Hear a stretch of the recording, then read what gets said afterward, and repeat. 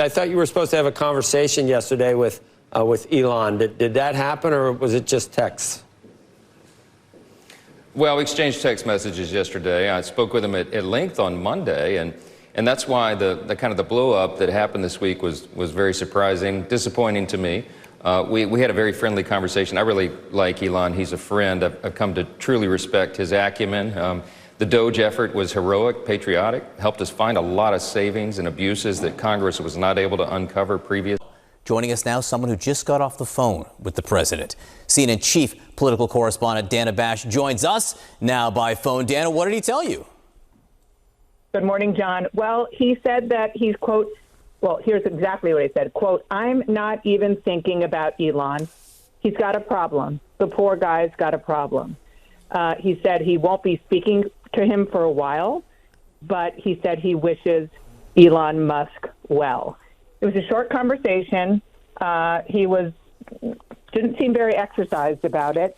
And the interesting thing is, of course, the context of this is how many people who are in both men's orbits are trying to broker a peace deal, so to speak, and trying to get them to talk because of the concern about the fallout in so many directions. I mean, the blast radius from this fallout is really, really big and very wide. But right now he said he's not interested in that, and he's moving on. And in typical Donald Trump fashion, John, he, before I even asked the question, wanted to talk about what he wanted the storyline to be today, about the economy. He was talking about gas prices. He said he was waiting for the jobs numbers to come out, which I think is about 2 minutes from now. Better than expected, even though April was revised downward. You got 139,000 jobs created in the month of May. Yeah, a decline of government workers. That's exactly what President Trump has been trying to do, shrink government, allow the private enterprise sector to actually lead the economy here. And that's why you've got this rally. People were unsure of what was happening with jobs after that ADP number on Wednesday was weaker than expected. And you've got investors now saying things are not as weak as some expected. Dow Industrial's up 251 right now. Boy, oh boy, oh boy, oh boy, oh boy. So we got to follow up on the drama that everybody's talking about between President Trump and Elon Musk. Okay, drama that I think is coming to an end, and probably not for the reasons that people think, in the sense that President Trump and Elon Musk are going to actually come to a peace agreement, that they're going to reconcile their differences and become friends again. And last night, there were signs that Elon Musk may be willing to make peace with President Trump, because he responded to this post from Bill Ackman saying that he supports President Trump and Elon Musk and that they should make peace for the benefit of the country. They're stronger together than apart. And Elon said, "You're not wrong," right? So essentially, Elon suggested that he was willing to come to the table. However, I don't think that's going to happen because President Trump has essentially rejected a phone call, okay, that they were supposed to have today in order to work things out. Now, who knows? Maybe that phone call still could happen. However, I just don't see it happening after Elon Musk basically lost his mind over the last 2 days, going off on President Trump's big, beautiful bill, and also accusing the president of being a kid diddler in front of his millions and millions and millions of followers. I'm not entirely sure how Elon Musk can come back from that. And I think that Elon made a big, big, big mistake, okay? And I want to talk about the current situation because I actually really respect the way that the president is handling this feud with Elon Musk, a feud that I think really kind of hurt him, like personally, right? He seemed more hurt than angry in regards to what happened with Elon Musk. And again, I want to talk a little bit more about it because the one thing that we have learned thus far about President Trump and this whole drama with Elon Musk is that Elon Musk is not running the country, and President Trump cannot be bought and sold like most politicians. The richest person in the world's utter subservience to Donald Trump. In public, Donald Trump is Elon's daddy. Donald Trump gave Elon Musk the power to do absolutely nothing. Elon Musk has no power in the government at all.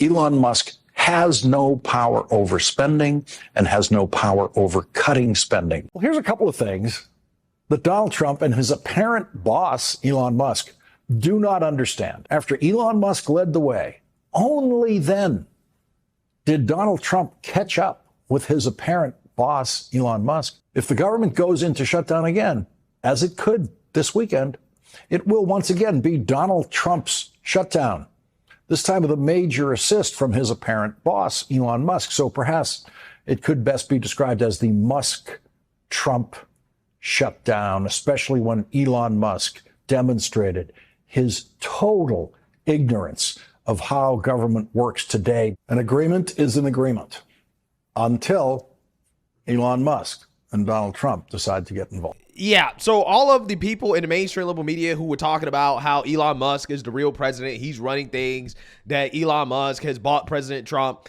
they look really, really, really stupid, right? I mean, once again, these people turned out to be wrong, and I think that's part of the reason why Elon lashed out. I don't think that he lashed out just because he's upset with the deficits and the debt and President Trump's big, beautiful bill. I think that that could be a part of it, but I think it would be very naive for anybody to believe that Elon lashing out wasn't about power and control. Power and control that the Trump administration, Trump's officials specifically, okay, his cabinet and his allies, people around him, were not trying to give Elon Musk. And I think that ultimately pissed off Elon because Elon didn't get what he wanted. He did not get as much power as he thought.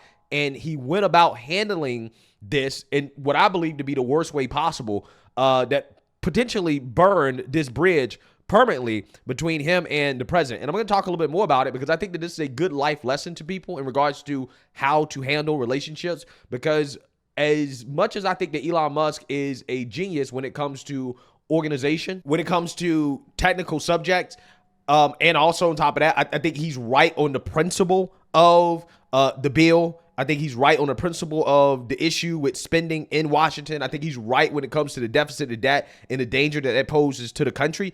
The way he went about it shows you how he lacks social intelligence, right?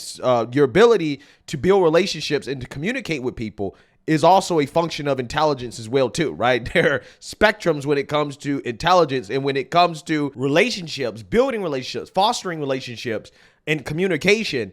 Elon just doesn't seem to be very intelligent. He seems to lack a lot of intelligence in that area. And again, this is why intelligence is on a spectrum, right? In the sense that there are different types of intelligence. Elon is a genius when it comes to some subjects and some things, right? But when it comes to others, in which, politics is a relationship game, right? That's what it is. It's all about relationships. Not great, right? Not great at all. And I think that's what showed up here. And he may have burned his bridge permanently, but we will see. So without further ado, let's go ahead and get into this. Memo on the South Lawn a few months ago to try to help Elon Musk's business while it was being vandalized. We're told that Tesla, still sitting there, the red Tesla with Florida tags, is either going to be given away or sold off. And we are told that it was about a month that Elon Musk was wearing thin on Trump. So this was not a sudden exit and then blow up. There was about a month that he was wearing thin, the president's word. Something else. Yeah, so I just want to chime in on that real quick, okay? Because I want people to understand. This is why I believe that it wasn't just about the spending bill, right? It wasn't just about the big, beautiful bill. I think that this was about the fact that behind the scenes, President Trump's cabinet, President Trump's allies, again, people like Steve Bannon, probably were in the president's ear about Elon Musk, how they don't like Elon Musk. There were reports about how Elon Musk is not necessarily a team player, right? And that, hey, he wanted more power and control than what President Trump's cabinet and his allies were willing to give him, okay? Now, here's the thing, right? Somebody like Elon, who is used to basically being the top dog, right, the alpha dog, he did not understand that in his role as a special advisor to the president, building that relationship with the president is important, which he did, right? I mean, he was Uncle Elon. His son was, with the president, which is why it's so weird for Elon to essentially accuse President Trump of being a pedophile, and he let his son basically hang out with the president. But you also got to build those relationships. You got to foster those relationships with his cabinet picks as well, too, and his allies, because ultimately in the day, they're going to be the ones that are helping President Trump make decisions and to run the country, right? And you have to balance that. You have to balance those relationships. And I think that Elon probably thought that, well, he's the smartest person in the room and that he probably should be making the decisions and not President Trump's cabinet picks. And I think that's what rubbed in the wrong way. This is why you had all these reports that, were coming out in the mainstream liberal media of them talking about there being fights behind the scenes, arguments behind the scenes, because Elon wasn't getting his way when it comes to some of the people that he wanted to lead certain agencies, like, for example, the IRS, NASA. He didn't get the FAA SpaceX contract that allegedly he wanted, right, in order to modernize the FAA. There's a lot of things that were happening behind the scenes to suggest that there was a power struggle, right? And again, in politics, everybody's in it for power, right? And Elon has a lot of money, but he doesn't have power, right? Or at least not the power of the U.S. government. The ultimate form of power is power in the government. And that is what Elon obviously was seeking. And he didn't get the power that he wanted. Okay. He thought that he could essentially buy the presidency, so it seemed. And when he didn't get the return on investment that he thought that he should have gotten, then it seems like that is what led to him lashing out. And again, I'm not saying that Elon is not legitimately concerned about our spending. I just don't think that is the real reason why he lashed out. I think that he used that as a way to get certain parts of the base to agree with him and to side with him.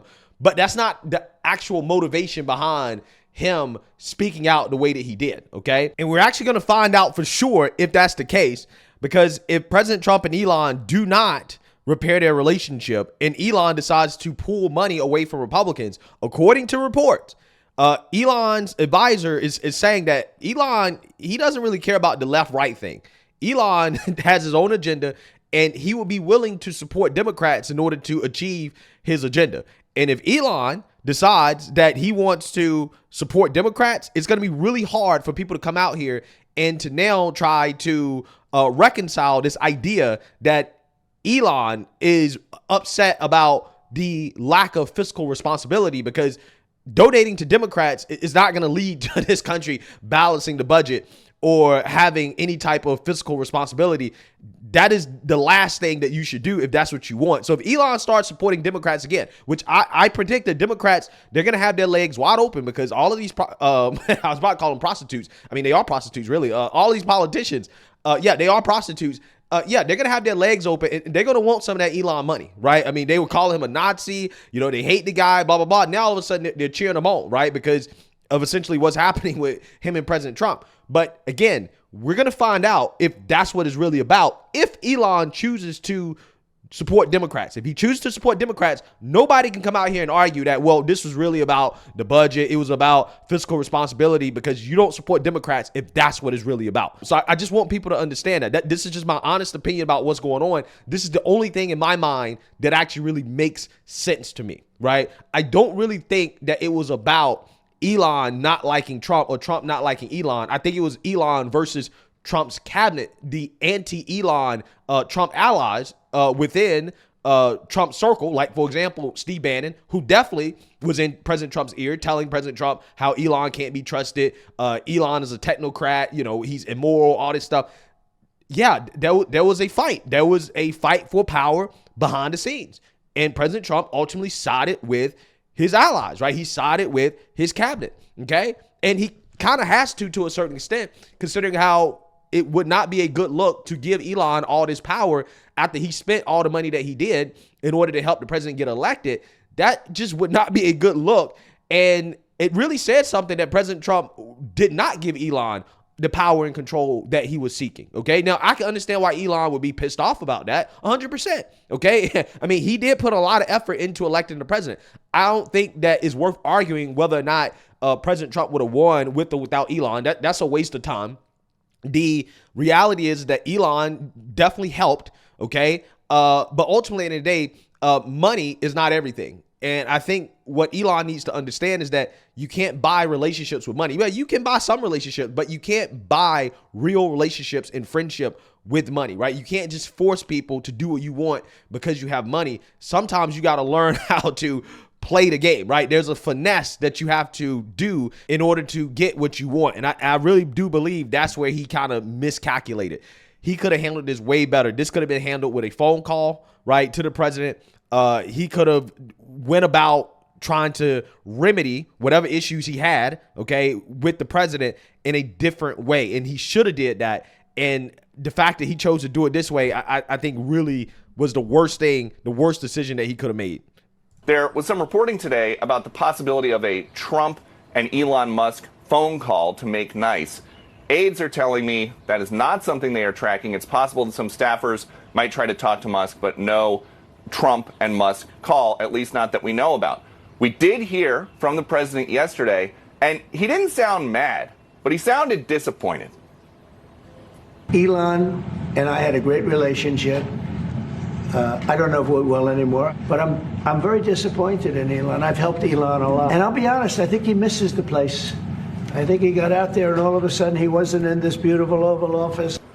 The lowest blows yesterday came from Elon. He said, without me, Trump would have lost the election. Dems would control the House and the Republicans would be 51-49 in the Senate. And then he wrote, time to drop the really big bomb. Donald Trump is in the Epstein files. That is the reason they have not been made public. Have a nice day, DJT. The president, of course, said that Musk had been wearing thin and he was asked to leave. And the president offered up the idea that the fastest way to save money would be to cancel Musk's government contracts. Musk then wrote, in light of the president's statement about cancellation of my government contracts, SpaceX will begin decommissioning its Dragon spacecraft immediately. But he later said, okay, we won't decommission Dragon. Trump rarely seems as close to aides as he did for a time to Elon Musk, and we asked about that at the start of his term. At the end of the day, Elon Musk said today, I love Donald Trump as much as a straight man can love another man. What does the First Lady think about that? Oh, I think she'll be okay with it somehow. So this was a sensational back and forth on the platform Elon Musk owns yesterday, but there were signs of strain for the last week or so in public.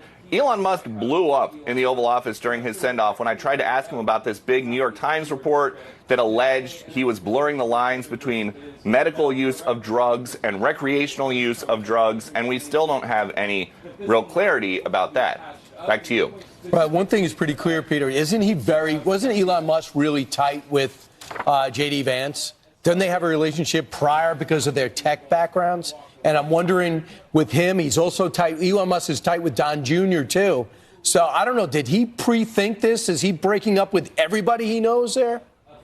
It's unclear how much thought went into this ahead of time, but we are not hearing any Republicans come out to say we are with Elon Musk. Even the Republicans who were with him at a couple days ago when he started saying we need the big, beautiful bill to be smaller.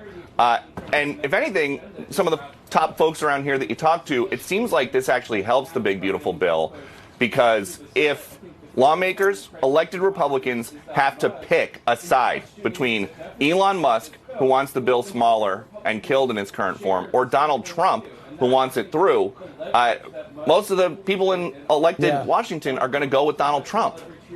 Yeah, I mean, that is the reality, right? That's the reality of the situation. Most people will go with Trump. And again, the sad part is this. It's not like Elon is necessarily, again, wrong on the principle of the things that he's saying.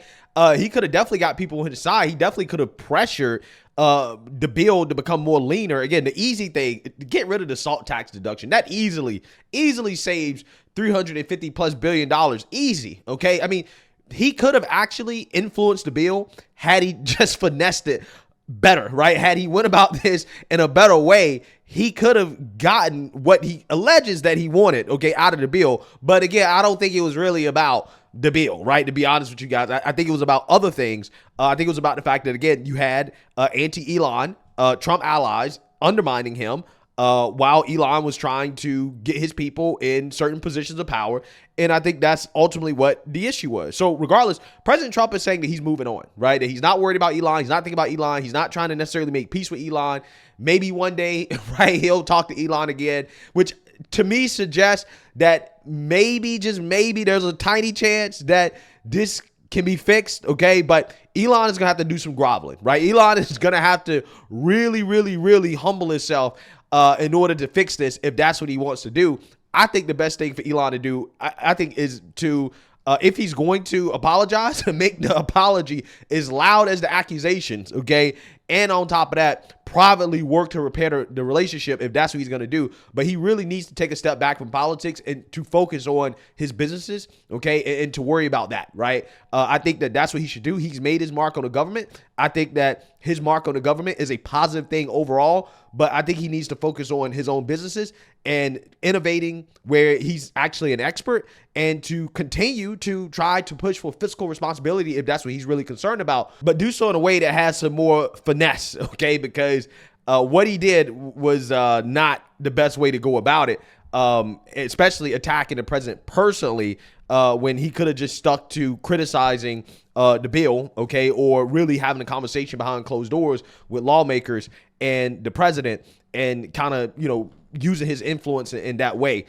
Because ultimately, you piss off the president enough, he puts himself in a situation where, again, there's nothing more powerful than the government, right? The government can take away contracts. They can tax, okay? They can put people in jail. They can put up roadblocks, okay, that can undermine Elon Musk. Elon is playing a really dangerous game, and he's pissed off both sides, right? And because of that, he's in a really, really, really awkward situation that, again, I think he really needs to kind of take a step back and say, hey, you know what?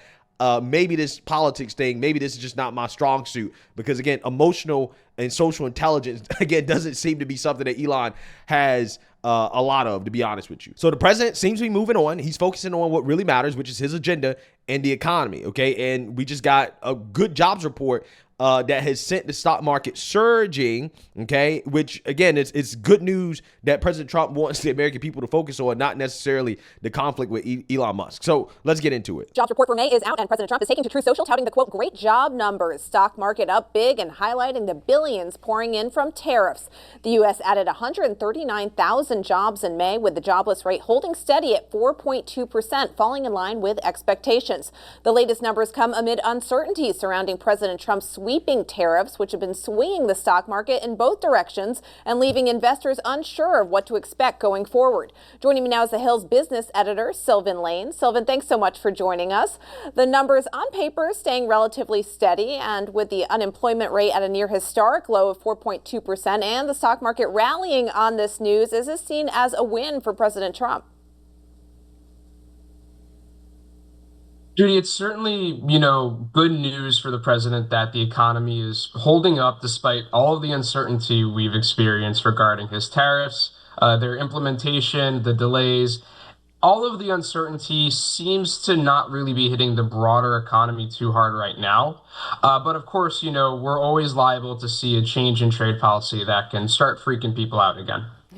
How do these numbers compare to previous months? This is really in line with what we've been seeing for, the first few months of President Trump's term, which is pretty steady job growth, but a pretty steep decline in federal jobs as the president and the Department of Government Efficiency make these sweeping layoffs and severance plans. A lot of the growth in the economy in terms of the job market is really being driven by the health sector right now. And we are seeing some, private job growth replacing the government job growth. But it remains to be seen how long that could function, given the plans that the administration still has to make deeper cuts to the federal workforce. I want to ask you about that in just a bit. But first, after the jobs report, President Trump pushed on Truth Social for Fed Chair Jerome Powell to cut the Fed rate by a full point. Could any rate cut really add rocket fuel to the U.S. economy? It could add fuel to the economy, but you could also cause the pot to boil over if you do that. We're not too far removed from the highest inflation this country has seen in more than 4 decades. The Fed worked really, really hard to try to bring that inflation down with these higher interest rates. And Powell has said that with the economy doing well, with the job market doing well, with inflation lower but not quite where the Fed wants it to be forever, there's no reason to accelerate these rate cuts, especially when Trump's tariffs could add more uncertainty to the situation and cause prices to go up across the board. You mentioned those federal worker layoffs. How much had the layoffs impacted these numbers? Could we see a major shift in the coming months as employees' severance packages come to an end? These federal layoffs have taken a steady bite out of job growth in the United States. Now, the Trump administration has framed this as people getting off the quote unquote Biden government gravy train, alleging that these jobs are not economically useful and a bad use of federal money. But, as we lose more and more of these federal workers, we might start to see the economic impact of losing these agencies that contribute a lot of different things to the economy. Now, I don't think anybody would say that the federal budget is completely efficient and that there can't be ways to make things more, cost effective at the federal level. But the administration has been cutting with a very, very, very broad stroke, and the implications of that could come down the road. Especially basically what you're seeing here is that, again, according to the numbers, right? The economy is not in the state that the mainstream liberal media said that it would be in a few months ago when Liberation Day started. We have not seen that. In fact, again, we've seen what the president and also the Treasury Secretary have said that we will see. We will see federal layoffs, but we're going to see the private sector pick up for that, okay? You can say what you want about the big, beautiful bill, but it is supply side stimulus, okay? And whether or not it will add to the deficit remains to be seen. However, one thing I can say is that it does have a lot of growth mechanisms in the bill, okay? Particularly when you talk about the business tax deductions and things like that. Yeah, that's going to add growth, okay? And you are going to see a lot of growth in the economy. Again, whether or not we're going to see inflation remains to be seen. If we do see inflation, it's probably not going to be from the tariffs. It's going to be because, again, we continue to spend.